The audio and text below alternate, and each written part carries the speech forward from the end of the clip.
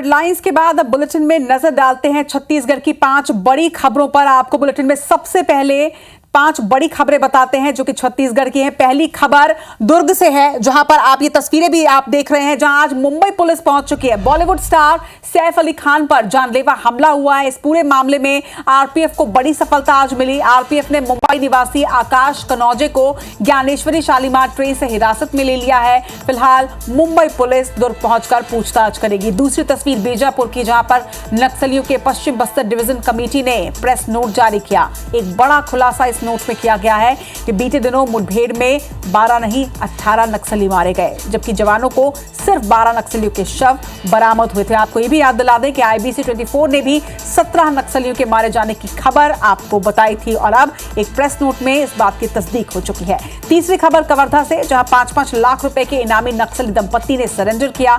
सरकार के पुनर्वास नीति से प्रभावित होकर इनामी नक्सली दंपत्ति ने आत्मसमर्पण किया है।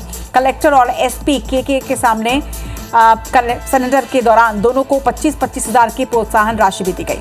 इधर चौथी तस्वीर आप देख रहे हैं रायपुर के, जहां आज प्रदर्शन था। दरअसल ये प्रदर्शन कांग्रेस ने किया। कांग्रेसी कार्यकर्ताओं ने रेप पीड़िता के लिए न्याय की मांग करते हुए प्रदर्शन किया, लेकिन इसी प्रदर्शन के दौरान एक बड़ी चूक कांग्रेस द्वारा की गई, जहां पर पीड़िता की पहचान ही उजागर कर दी गई, जिसमें न सिर्फ पीड़िता का नाम लिखा एक पैम्फलेट बांटा गया, बल्कि उसके साथ ही पीड़िता की तस्वीर भी उसमें छपी हुई थी। अब इस पर सियासत भी गर्मा चुकी है। पांचवी खबर, पांचवी तस्वीर रायपुर की ही, जहां बस के अंदर सहायक शिक्षकों का अनोखा प्रदर्शन देखने को मिला। दरअसल सुबह से बस के अंदर बैठकर सहायक शिक्षकों ने प्रदर्शन किया। प्रदर्शनकारी बस को घेर कर नारेबाजी करते रहे। शासन के प्रतिनिधि से मुलाकात की मांग भी लगातार करते रहे।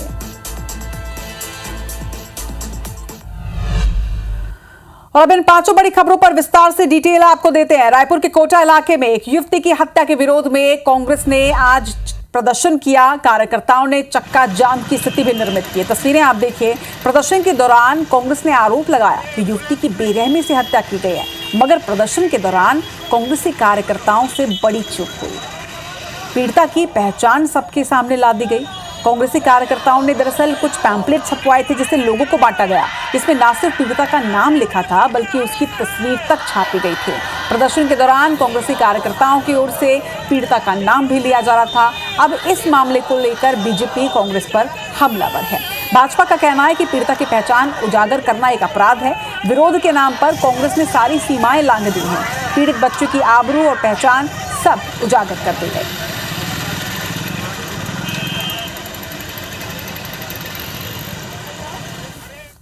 हम इस पूरे प्रकरण की न्यायिक जांच करते हैं। पोस्टमार्टम रिपोर्ट अभी तक क्यों नहीं आई? क्या उस बच्ची के साथ निर्भया की जिस प्रकार से स्थिति बनी थी, देश ने देखा था, क्या उस प्रकार की घटना घटी है? ये प्रदेश में महिला बहनें सुरक्षित नहीं है, आम आदमी सुरक्षित नहीं है, अपराधियों के हौसले बुलंद हो रहे हैं। हम लोगों की मांग बच्ची को न्याय दिलाने के लिए है, जनता को परेशान करने के लिए नहीं है। आगे एम्स का अस्पताल है। हम लोगों ने देखा कि एम्स अस्पताल वाले के लोगों को जाने का समय है। हम लोगों ने यहाँ से प्रशासन को मैसेज दिया है कि आप जाग जाइए और उसके ऊपर तत्काल कार्रवाई करिए, उसको उचित मुआवजा दीजिए और अपराधी को जल्दी से जल्दी पकड़िए। विरोध का कोई दायरा होता है, बच्चियों की परिवार का सवाल होता है। मेरा मानना है कि कांग्रेस ने सारी चीजों को लांघकर राजनीतिक विद्वेष भुनाने के लिए इस प्रकार के नामों को उजागर किया है। कांग्रेस और कांग्रेस का चरित्र उनके कार्यकर्ताओं की करतूतों के कारण हमेशा सार्वजनिक होता रहा है।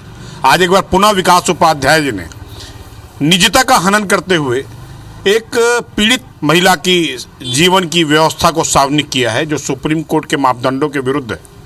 और मैं आपके माध्यम से स्पष्ट कर दूं कि मातृशक्ति की निजता का जो जो उल्लंघन करेगा, उसके विरुद्ध विष्णुदेव साय जी की सरकार में कार्रवाई होगी। और इधर सैफ अली खान पर जानलेवा हमले का छत्तीसगढ़ कनेक्शन सामने आया है। आपको बता दें कि छत्तीसगढ़ से हमलावर के कनेक्शन हैं और अब मुंबई पुलिस छत्तीसगढ़ पहुंच चुकी है। मुंबई पुलिस दुर्ग के लिए छत्तीसगढ़ पहुंचकर रवाना हुई है और संदिग्ध से इसके बाद पूछताछ की जाएगी। सैफ पर अटैक केस में एक बड़ा एक्शन, जहां पर आज एक संदिग्ध को हिरासत में छत्तीसगढ़ पुलिस ने लिया और अब इसके बाद मुंबई पुलिस छत्तीसगढ़ पहुंच चुकी है आगे की कार्रवाई के लिए।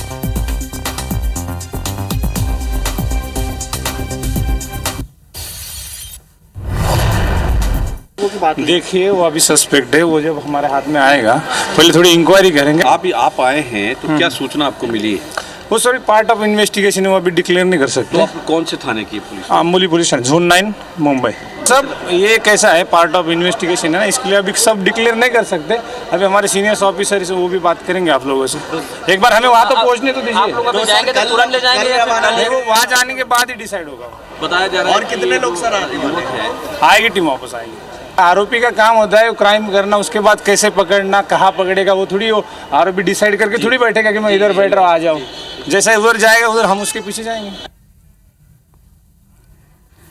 तो सैफ पर अटैक केस में बड़ा एक्शन लिया गया है। आपको बता दें कि दुर्ग आरपीएफ ने एक संदिग्ध को हिरासत में लिया है। इधर इस पूरे मामले पर छत्तीसगढ़ के मुख्यमंत्री विष्णुदेव साय का भी एक बयान सामने आया है, सुनते हैं। इधर रायपुर से भी एक और बड़ी खबर आपको बता दें, इसी मामले में सैफ अली खान पर हमले के सीजी से जो तार जुड़े हैं, मुंबई पुलिस को संदेही के मोबाइल नंबर मिले थे। संदिग्ध आकाश कनौजे दुर्ग स्टेशन में इसके बाद उतारा गया। ज्ञानेश्वरी शालीमार ट्रेन से उसे हिरासत में लिया गया। मुंबई पुलिस ने संदिग्ध की तस्वीर साझा की थी, जिसके बाद जानकारी दी गई, नंबर मिला और उसके बाद दुर्ग आरपीएफ ने कार्रवाई करते हुए संदिग्ध को हिरासत में लिया है।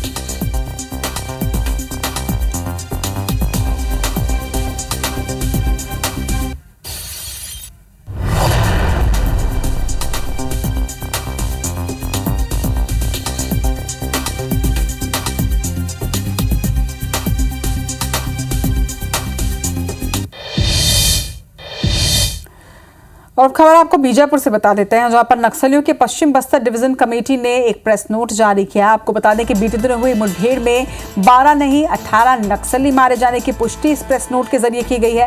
मुठभेड़ के बाद दरअसल जवानों को 12 नक्सलियों के शव बरामद किए गए थे, जिसमें 50 लाख का मोस्ट वांटेड दामोदर भी ढेर हुआ था। दामोदर उर्फ चोखा राव मुठभेड़ में ढेर कर दिया गया था। तेलंगाना स्टेट कमेटी का वो चीफ था। IBC 24 ने आपको बता दें कि इस मुठभेड़ के बाद 17 नक्सलियों के मारे जाने की खबर चलाई थी, लेकिन चूंकि 12 शव बरामद किए गए थे तो 12 की ही आधिकारिक पुष्टि हुई थी। लेकिन अब जो खबर IBC 24 ने दिखाई उसकी तस्दीक हो चुकी है। एक प्रेस नोट दक्षिण एरिया कमेटी ने जारी किया है। नक्सलियों द्वारा जारी इस प्रेस नोट में यह कहा गया है कि इस मुठभेड़ में 18 नक्सली मारे गए हैं।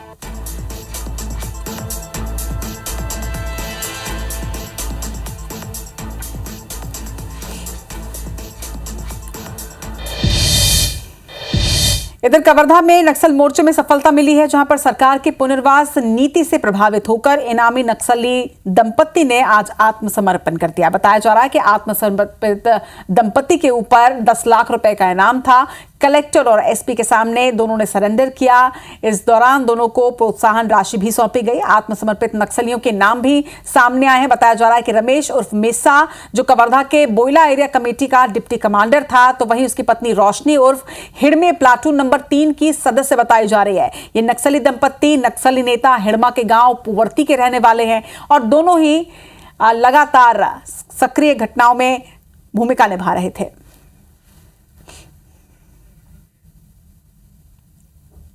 जिले में 2 नक्सलियों ने शासन की नीतियों के से प्रभावित होकर माननीय मुख्यमंत्री महोदय, माननीय गृह मंत्री महोदय के नीतियों से प्रभावित होकर इन्होंने सरेंडर किया है। और जो सरेंडर की जो पॉलिसी है उसके अनुसार इनके पुनर्वास की व्यवस्था की जाना है। दोनों पर 5-5 लाख का इनाम घोषित है तथा हमारे कबीरधाम जिले में दोनों पर 2 अपराध भी कायम हैं। इधर भानु प्रतापपुर में एक भालू ने पिता और पुत्र की जान ले ली। पूरा मामला डोंगरकट्टा गांव का बताया जा रहा है, जहां शनिवार को ग्रामीण जंगल से लकड़ी लेने पहुंचे थे। इस दौरान अचानक ग्रामीणों पर एक भालू ने अटैक कर दिया, जिसमें एक ग्रामीण की मौके पर ही मौत हो गई, जबकि एक गंभीर रूप से घायल हुआ है। घटनास्थल पर वन विभाग की टीम और बड़ी संख्या में ग्रामीण पहुंचे, तब अचानक फिर से उसी भालू ने आकर हमला कर दिया, जिससे मृतक के पिता की भी मौके पर ही मौत हो गई। वन कर्मचारी का हाथ पूरी तरह से उखड़ गया बताया जा रहा है। घायलों को हायर सेंटर रेफर किया गया, जहां उनका इलाज जारी है।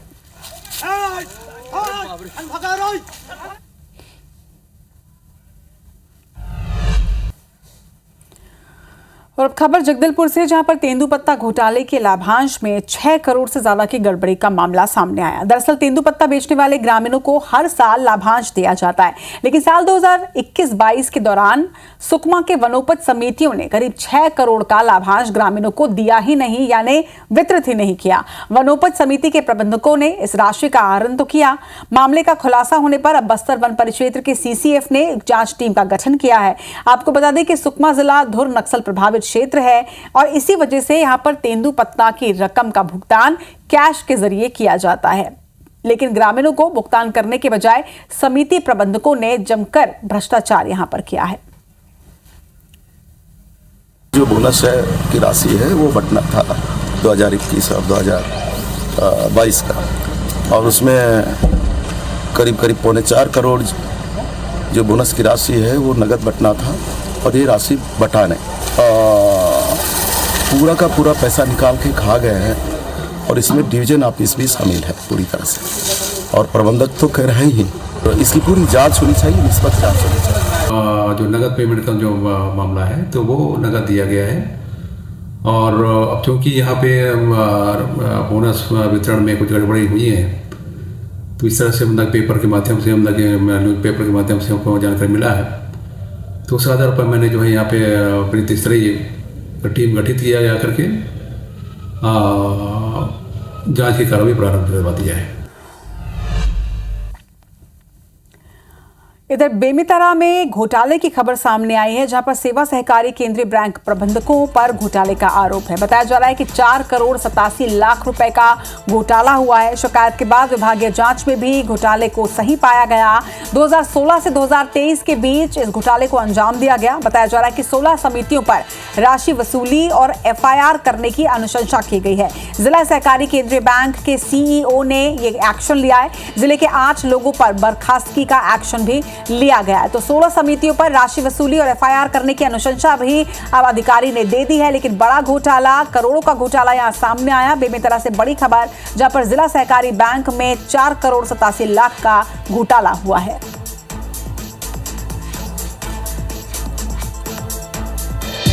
और अब नजर डालते हैं मध्य प्रदेश की 5 बड़ी खबरों पर। आपको बताते हैं कि मध्य प्रदेश की वो कौन सी 5 बड़ी खबरें हैं जो इन तस्वीरों में हैं। आपको ये 5 बड़ी खबरें विस्तार से भी बताते हैं। सबसे पहली खबर इंदौर की है, जहां पर एमपीपीएससी ने 2022 की चयन सूची को जारी कर दिया। 457 पदों के लिए आयोजित की गई थी भर्ती परीक्षा, जिसमें चयनित 394 अभ्यर्थियों की सूची जारी की गई है। आपको बता दें कि 87-13 के फॉर्मूले के आधार पर परीक्षा परिणाम जारी हुए हैं। दूसरी तस्वीर आप देख रहे हैं खंडवा की, जहां पर एक मुस्लिम युवक ने सनातन धर्म को अपनाया। आले मुस्तफा अब मारुति नंदन बन चुका है। मारुति नंदन ने सबसे पहले हनुमान जी की आरती उतारी और महादेवगढ़ में प्रायश्चित अनुष्ठान भी किया। तीसरी खबर देखिए कटनी की, जहां पर नेता प्रतिपक्ष उमंग सिंघार ने अधिकारियों के कामकाज, उनकी निष्पक्षता पर ही सवाल उठा दिए।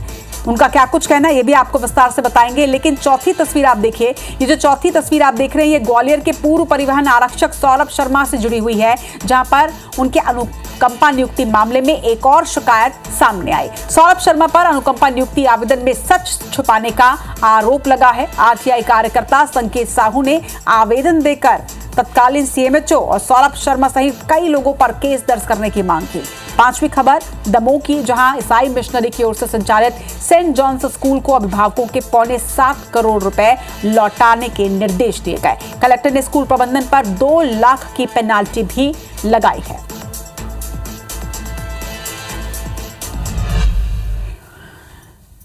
मध्य प्रदेश की राजधानी भोपाल में हमीदिया अस्पताल में महिला की मौत के बाद लगातार हंगामा हो रहा है। जिंदा महिला को मृत घोषित कर फ्रीजर में रखने का आरोप लगाया जा रहा है। दरअसल एक्सीडेंट के बाद महिला और बच्चों को अस्पताल लाया गया था। इलाज की बजाय जिंदा महिला को फ्रीजर में डाल दिया गया। हमीदिया के इमरजेंसी गेट पर परिजनों ने इसके बाद जमकर हंगामा किया है। तो हरप्रीत कौर हमारी संवाददाता हमारे साथ जुड़ी हैं। हरप्रीत, बेहद अजीबोगरीब ये मामला लग रहा है। जांच मतलब पूरी बात बताइएगा, समझाइए दरअसल कैसे हुआ, किसकी लापरवाही है, अब तक जांच में क्या पाया गया? देखिए, देर शाम टिपानिया करके एक इलाका है, वहां पर एक्टिवा सवार एक महिला का एक्सीडेंट हुआ, जिसे 108 एम्बुलेंस लेकर हमीदिया हॉस्पिटल पहुंची। उसके बाद उसके परिजनों को सूचना दी गई। उसके परिजन जब हमीदिया हॉस्पिटल पहुंचे तो वहां पर उन्होंने खून से लथपथ बच्चों को देखा, लेकिन महिला का पति पहुंचा था, उसे पत्नी कहीं नजर नहीं आई। जब उसने वहां पर बच्चों से पूछा कि माँ कहाँ पर है, तो उन्होंने बताया कि यहाँ से उसे ले जाया गया, किसी वार्ड में एडमिट किया गया है, और बच्चे भी उस समय खून से लथपथ थे, उनका इलाज भी शुरू नहीं हो पाया था। पत्नी को ढूंढते हुए जब पति एक बिल्डिंग में पहुंचा तो वहां पता चला कि पत्नी को किसी वार्ड में नहीं बल्कि मॉर्चुरी में रखवा दिया गया, यानी उसकी पत्नी की मौत हो गई है।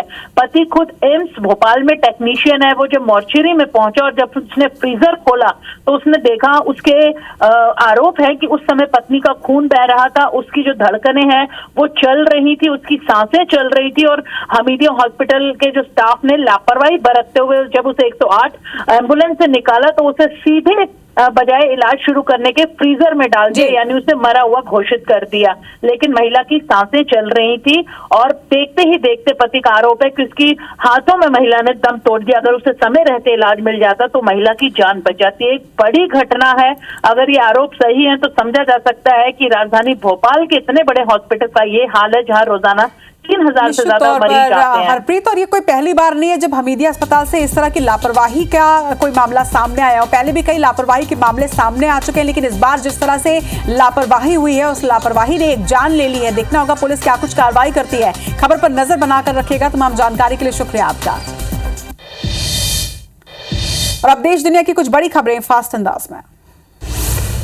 कोलकाता डॉक्टर रेप हत्याकांड में सियालदा कोर्ट ने मुख्य आरोपी संजय राय को दोषी करार दिया। सजा का ऐलान सोमवार को किया जाएगा। 9 अगस्त 2024 को आरोपी ने आरजीकर हॉस्पिटल में ट्रेनी डॉक्टर से रेप कर उसकी हत्या कर दी थी। पीएम मोदी शनिवार को 10 राज्यों और 2 केंद्र शासित प्रदेशों में 65 लाख स्वामित्व संपत्ति कार्ड उन्होंने बांटे। इस दौरान उन्होंने कहा कि 5 साल पहले स्वामित्व योजना शुरू की गई थी ताकि गांव में रहने वालों को उनके घर का कानूनी प्रमाण दिया जा सके। कांग्रेस सांसद राहुल गांधी ने अपने बिहार दौरे के दौरान आरजेडी प्रमुख लालू यादव से की मुलाकात। इस बीच राबड़ी देवी और तेजस्वी यादव भी मौजूद रहे। ये मुलाकात तकरीबन 30 मिनट तक चली। दिल्ली के पूर्व मुख्यमंत्री अरविंद केजरीवाल ने जनता को संबोधित करते हुए कहा कि 2020 में हमने 3 वादे किए थे। यमुना साफ करने का, हर घर पानी पहुंचाने का, यूरोपीय स्टैंडर्ड से सड़कें बनाने का। तीनों ही वादे हम पूरे नहीं कर पाए। अगर अगले 5 सालों में हम ये तीनों काम पूरे करेंगे। रक्षा मंत्री राजनाथ सिंह ने प्रयागराज महाकुंभ में डुबकी लगाई। रक्षा मंत्री ने कहा कि मेरा सौभाग्य है कि परमात्मा ने मुझे महाकुंभ में आने का अवसर दिया।